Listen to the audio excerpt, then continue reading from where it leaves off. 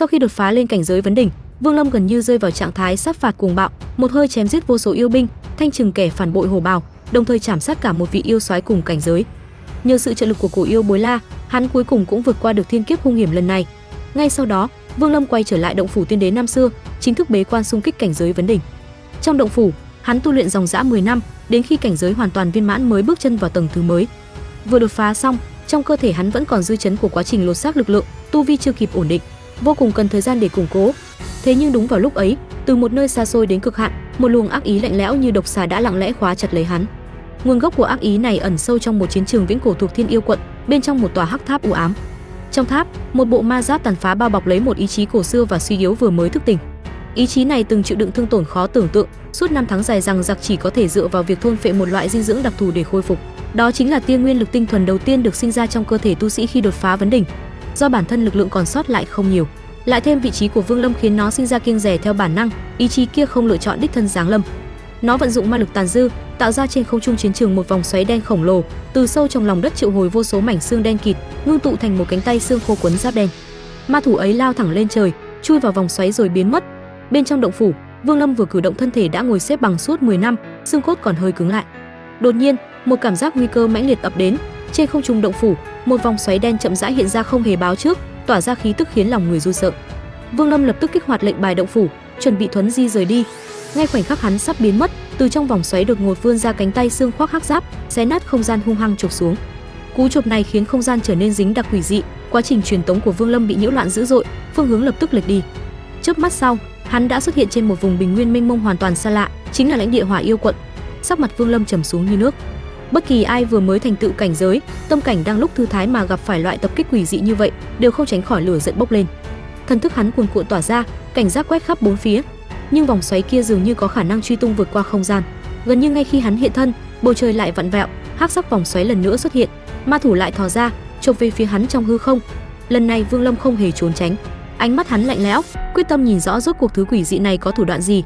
Hắn giơ tay đánh ra tịch diệt chỉ, lấy linh lực mênh mông của vấn đỉnh kỳ thúc đẩy, kình phong đèn đặc mạnh hơn trước gấp nhiều lần, uy lực hoàn toàn khác biệt. Gần như cùng lúc chiêu thức phát ra, một loại lực lượng vô hình vô chất trực tiếp tác động lên tầng sâu linh hồn. Vương Lâm kinh hãi phát hiện, nguyên thần vấn đỉnh vừa mới ngưng tụ của mình bỗng trở nên nhẹ bẫng, sinh ra cảm giác muốn rời khỏi thân thể, bay về phía vòng xoáy đen kia. Cơ thể hắn dần buông lỏng ngoài ý muốn, ý thức cũng mơ hồ, tựa như chỉ cần từ bỏ kháng cự là có thể chìm vào giấc ngủ vĩnh hằng. Nhưng sự ngạo nghễ nghịch thiên của Vương Lâm vào thời khắc này bùng nổ dữ dội. Hắn từng đối kháng thiên đạo, há lại khuất phục trước thủ đoạn mờ ám không rõ lai lịch này. Một luồng sát ý ngập trời phát ra từ tận đáy linh hồn, như núi lửa phun trào. Dưới sự xung kích của sát ý thuần túy và cuồng bạo ấy, xu thế ly thể bị cưỡng ép chặn đứng, nguyên thần bị hắn dùng ý chí vô thượng áp chế, mạnh mẽ kéo trở lại trong cơ thể. Vương Lâm lạnh lùng liếc cánh tay xương kia một cái, để lại một lời cảnh cáo, rồi lập tức biến mất khỏi chỗ. Trong tòa hắc tháp của chiến trường viễn cổ, một tiếng khẽ bật ra, mang theo sự kinh ngạc không giấu nổi. Kẻ ẩn trong ma khí dường như không thể tin nổi, một nghịch tu lại có thể dùng sát nhận thuần túy để cưỡng ép chống đỡ cơn phong bạo tâm ma của nó. Trong mắt tồn tại kia, Vương Lâm đã không còn là đối thủ thông thường, mà là con mồi nhất định phải đoạt lấy bằng mọi giá. Không ngừng dịch chuyển giữa hư không, Vương Lâm cuối cùng giáng xuống một vùng hoang nguyên mênh mông, nơi xa xa trải dài vô số linh quả tỏa ánh sáng nhàn nhạt. Cùng lúc đó, cánh tay xương khô phá vỡ phong ấn, cưỡng ép xâm nhập, từng đợt ma âm xuyên thẳng vào nguyên thần, uy lực hung mãnh hơn trước gấp bội, tựa như muốn xé nát ý thức của hắn. Ánh mắt Vương Lâm lóe lên vẻ tàn khốc, tầm nhìn dừng lại trên biển linh quả trước mặt, không chút do dự, hắn nuốt trọn số linh quả đó. Trong khoảnh khắc, cảm giác kích thích dữ dội không thể diễn tả bùng nổ trong đầu, như vạn đạo thiên lôi đồng loạt nổ vang, mọi giác quan bị đẩy lên đến cực hạn. Hắn nghiến răng áp chế khoái cảm gần như khiến người ta phát điên, cưỡng ép chuyển hóa nó thành sức mạnh để đối kháng ma âm. Nguyên thần vốn đã có dấu hiệu ly thể, dưới sự chống đỡ của dòng kích thích cuồng bạo ấy, lại bị ghim chặt trong thân xác. Một tiếng gầm khàn khàn vang lên, chẳng khác gì dã thú, toàn bộ lực lượng trong người bộc phát. Vương Lâm điểm ra Hoàng Tuyền Chỉ. Một chỉ này dung hợp 10 năm lĩnh ngộ sinh tử luân hồi và sự gia trì của cảnh giới vấn đỉnh và dược lực linh quả, bộc phát uy năng chưa từng có. Chỉ lực xé rách bầu trời, không gian sụp đổ từng tấc, nơi chỉ phong quét qua, sinh tử lập tức đổi chiều. Bóng ma đen gào thét thảm thiết, rồi tan vỡ hoàn toàn. Vương Lâm chộp lấy pháp khí hộ cổ tay vẫn còn giãy giụa, phun khí nguyên thần phong ấn, rồi tiện tay ném vào túi trữ vật. Nhưng dược lực trong cơ thể vẫn không hề suy giảm, trái lại còn thúc đẩy chiến ý và sát niệm dâng trào, gần như muốn phá ngực xông ra. Hắn phất tay, thu sạch gần 10 vạn linh quả còn sót lại trong khu vực. Lúc này, trong mắt hắn chỉ còn lại khát vọng chiến đấu và giết chóc, như thể cần phải trút sạch tất cả. Đúng lúc đó, một tiếng hừ lạnh mang theo phẫn nộ và uy áp càng mạnh hơn trực tiếp xuyên qua hư không, đánh thẳng vào tâm thần hắn. Thân thể Vương Lâm chấn động mạnh, một ngụm máu tươi phun ra. Thế nhưng vết thương này không khiến hắn chùn bước, ngược lại giống như tàn lửa rơi vào biển dầu, hoàn toàn châm ngòi cho sự điên cuồng bị đè nén. Hắn nuốt liên tiếp đan dược, rồi đem toàn bộ 10 vạn linh quả vừa thu cùng tiên dịch trong động phủ nuốt xuống một lượt. Tiên lực cuồng bạo và dược tính cực hạn va chạm dữ dội trong cơ thể, khiến hắn cảm thấy mình như một ngọn núi lửa sắp phun trào. Một tiếng rít vang lên, hắn hóa thành lưu tinh rực cháy, lao thẳng về phương hướng phát ra tiếng hừ lạnh mà thần thức vừa bắt được, không màng hậu quả.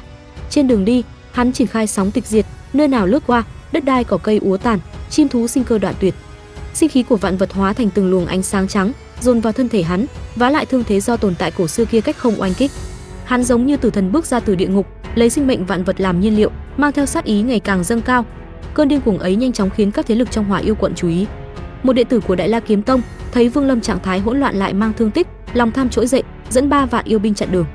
Kết cục chỉ trong chớp mắt đã bị diệt sạch, 3 vạn yêu binh cuốn vào vòng xoáy giết chóc, toàn bộ sinh cơ trở thành chất dinh dưỡng cho hắn. Không lâu sau, 2 môn đồ của một lão quái cũng vì mơ tưởng tinh hạch của tu sĩ vấn đỉnh mà ra tay, nhưng đồng dạng bị Vương Lâm trong trạng thái cuồng bạo tiện tay hủy diệt. Hắn cứ thế tiến thẳng một mạch, con đường tử vong kéo dài rốt cuộc kinh động tầng cao Hỏa Yêu quận. Tại khu thành trì gần biên giới Vạn Yêu Sơn, bọn họ bố trí trọng binh, 10 vạn yêu binh xếp hàng chỉnh tề, hơn 10 yêu tướng tọa chấn, thậm chí còn có một phó soái cảnh giới vấn đỉnh sơ kỳ, thề phải chém giết kẻ tu sĩ ngông cuồng này. Khi Vương Lâm mang theo sát khí ngập trời giáng lâm, yêu tướng dũng đông bay người quát lớn, toan dùng khí thế áp chế, ngăn bước tiến của hắn. 10 vạn yêu binh đồng loạt gào thét, tiếng hô hợp lại thành một luồng sát khí ngút trời. Chính cỗ sát ý dày đặc ấy đã trở thành giọt nước cuối cùng đè nát lý trí của Vương Lâm. Trong mắt hắn, huyết quang bùng nổ, chiến ý và sát cơ hoàn toàn hòa làm một. Đối diện dũng đông, hắn chỉ khẽ nâng tay, một chỉ tịch diệt điểm ra, đối phương lập tức cùng cả lớp yêu lực hộ thân nhanh chóng héo rũ rồi tan vỡ. Trận pháp cự hạt do 10 vạn yêu binh ngưng tụ yêu khí, cùng hơn 10 tên yêu tướng đang lao tới, trong mắt Vương Lâm lúc này đã không còn là uy hiếp. Ngón út tay phải của hắn lại lần nữa hạ xuống, con sông Hoàng Tuyền tượng trưng cho đạo của chính hắn ầm ầm giáng thế. Nước sông đục ngầu, ẩn chứa vô số tàn hồn cùng ý vị luân hồi, không còn là hư ảnh mà mang theo uy năng bán thực, cuốn trào từ trên cao. Hơn 10 yêu tướng bị Hoàng Tuyền chi thủy nuốt chửng, dãy dụa cũng không thể thoát thân. Vương Lâm tự mình bước vào lòng sông, dung hợp với Hoàng Tuyền, khiến uy thế của nó lập tức vững chắc như sơn nhạc. Đạo âm của hắn vang vọng, kẻ muốn giết ta, hãy nhập Hoàng Tuyền của ta, chịu luân hồi của ta, không còn bị thiên địa quản thúc. Lời vừa dứt, Hoàng Tuyền cuốn theo đám yêu tướng, ngược dòng tan biến giữa trời đất. Trận thế 10 vạn yêu binh cũng dưới sự xung kích của sát khí cuồng bạo mà hoàn toàn tan rã. Trên tường thành, vị phó soái chứng kiến cảnh này thì hồn bay phách tán, hắn nhận ra đó là phôi thai của luân hồi do chính đạo của bản thân diễn hóa, dấu hiệu bước vào cảnh giới cao hơn. Không chút do dự, hắn bóp nát phù cốt bảo mệnh, hắc khí quấn thân, thuấn di đào thoát. Thế nhưng phía sau Vương Lâm, 13 vạn đạo sát lục khí hóa thành dòng lũ xám cho, xuyên qua không gian truy kích không ngừng. Cuối cùng chỉ để lại trên truyền tống trận quý giá của Đế đô Hỏa Yêu quận một thi thể khô quắt, sinh cơ đoạn tuyệt, khiến yêu đế phẫn nộ gầm thét. Còn Vương Lâm thì bước chân không hề dừng lại, hắn hấp thu sinh cơ khổng lồ của 10 vạn yêu binh cùng yêu tướng, trạng thái gần như khôi phục đỉnh phong, dư lực của thăng tiên quả và tiên dịch vẫn còn sôi trào trong cơ thể. Hắn vượt qua Vạn Yêu Sơn, mục tiêu rõ ràng, thẳng tiến về cổ chiến trường đã mang đến cho hắn vô số phiền phức. Bên trong hắc tháp, u quang trên bộ giáp liên tục lóe sáng, sự ngoan cường và điên cuồng mà Vương Lâm thể hiện, đặc biệt là ý niệm Hoàng Tuyền luân hồi tự thành một đạo, khiến nó cảm thấy khó giải quyết, thậm chí sinh ra một tia hối hận. Nhưng chuyện đã đến nước này, nó tuyệt đối không cho phép Vương Lâm tìm đến nơi đây. Nó tách ra từ giáp thể của mình 3 kiện ma giáp, thức tỉnh yêu vệ, quyết không để hắn đặt chân lên chiến trường này. Hộ oản, giáp ngực và giáp vai hóa thành những đường hắc tuyến dung nhập vào thân thể một lão giả áo đen, hình thành chiến giáp ma diễm cuồn cuộn, đồng thời một ma ảnh độc giác dung nhập vào mi tâm lão. Cùng lúc, 3 tồn tại khí tức cường đại được đánh thức, yêu vệ phong âm, địa ma và hồ bào.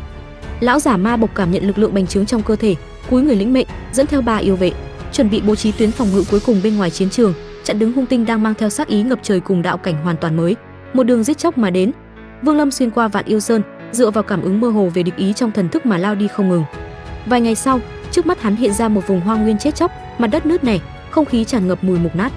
Lúc này hai mắt hắn đỏ rực, dược lực của thăng tiên quả đã thấm sâu vào cốt tủy, phóng đại cảm giác cùng sát nghiệm đến cực hạn, trong đầu chỉ còn lại ý nghĩ giết chóc thuần túy. Ngay khoảnh khắc ấy, yêu vệ địa ma hiện thân, hắn thi triển những thủ đoạn như gai bùn và lồng dịch hủ, mưu toan vây khốn rồi diệt sát Vương Lâm, nhưng ngược lại bị Vương Lâm bộc phát kiếm khí phá tan cục diện. Trong trận giao phong ấy, địa ma trọng thương mà chết. Một yêu vệ khác tên Phong Ngâm thấy vậy liền mượn gió độn thân bỏ chạy, song bị côn cực tiên của Vương Lâm quất trúng, ép lộ nguyên hình.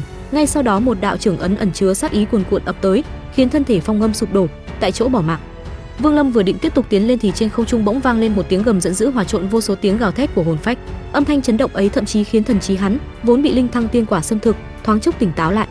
Hắn quay đầu nhìn, chỉ thấy cuối chân trời mây đen dày đặc đè xuống, đó là một đám mây hồn kinh khủng do hàng trăm triệu linh hồn tụ lại. Dưới hồn vân, một thanh niên áo đen đạp không mà đến, trong mắt cháy lên nỗi oán hận khắc cốt, chính là hồ bào của bộ tộc luyện hồn năm xưa. Khuôn mặt hổ bào méo mó, điên cuồng trút ra mối hận tích tụ hơn 10 năm. Gào buộc tội Vương Lâm năm đó bỏ rơi hắn cùng thập tam, khiến hắn bị giam trong hắc lao, chịu đủ dày vò, kinh mạch nát vụn, xương cốt đứt gãy, bao lần kêu cứu đều không ai đáp. Từ đó tin rằng mình chỉ là quân cờ có thể bị vứt bỏ bất cứ lúc nào. Hắn cười cuồng ngạo, tự xưng đoạt được cơ duyên lớn, luyện hồn thuật đại thành, khống chế hàng trăm triệu chiến hồn, hôm nay thể tự tay hành hạ giết chết Vương Lâm, rút hồn phách ngày đêm tra tấn, thậm chí còn muốn tàn sát toàn bộ bộ tộc luyện hồn để trừ hậu họa, vọng tưởng lập nên một yêu linh đại vực mới, tự xưng đế vương.